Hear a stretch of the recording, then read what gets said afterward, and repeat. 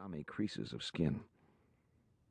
Inside the shop, row upon row of milky ginseng root hung by lengths of twine, swaying pendulously as if recently caressed. The man on the pea coat looked at him. "Pock said you know English." "Some. You speak slow." The old man pulled the door shut behind him. The mist had turned to rain again. It wasn't clear when that had happened, but by then rain had been falling for days, weeks, and the sound of running water was so much a part of the world he couldn't hear it anymore. To be dry was temporary. The world was a place that shed water. "You have medicine?" the old man asked. "I have money to pay." "I'm not looking for money. Pock told you that, didn't he?" The old man sighed and shook his head impatiently. "He should not have spoke of it. Tell me what you want."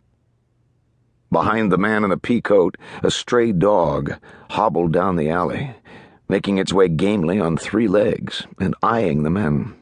Its wet coat shone like a seal's. "Suppose we have rats," the man said. "Difficult ones." "Your navy can kill some few rats. Even poorest junk captain does this every day. Use arsenic." "No, we want a method. What Pock described. Something that works at once. No stomach ache for the rat, no headache.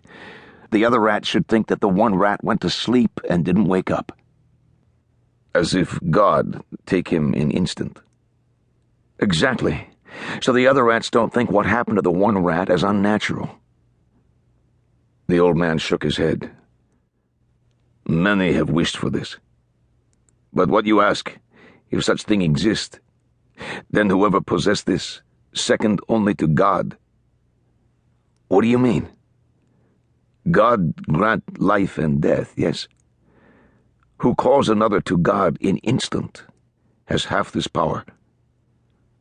"No, we all have that power. Only the method is different." "When method looks like true call of God, then is something else," the herbalist said. "More than method.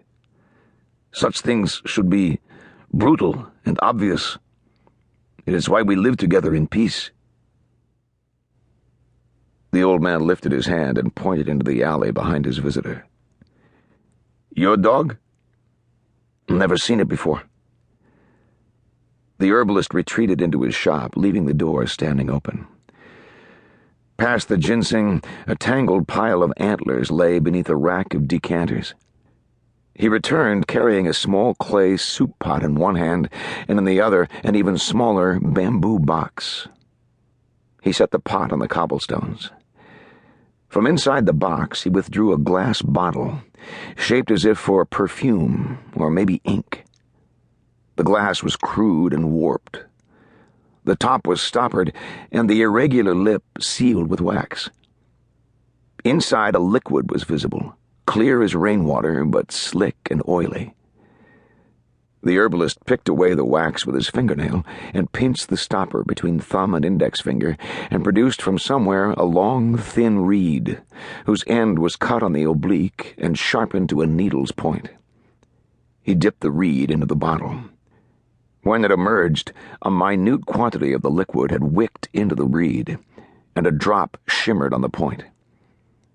The herbalist leaned into the alleyway and whistled sharply. When nothing happened, he made a kissing noise in the air that made the man's skin crawl. The 3-legged dog limped toward them through the rain, swinging its tail, and sniffed the clay pot and began to lap.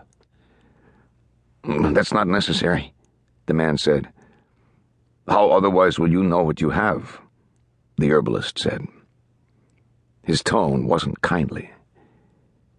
He lowered the sharpened tip of the reed until it hovered a palm's width above the dog's withers, and then he performed a delicate downward gesture with his wrist. The tip of the reed fell and pierced the dog and rose again. The animal seemed not to notice at first. "I said that wasn't necessary, for Christ's sake." To this the herbalist made no reply. Then there was nothing to do but stand and watch while the rain fell, its passing almost invisible.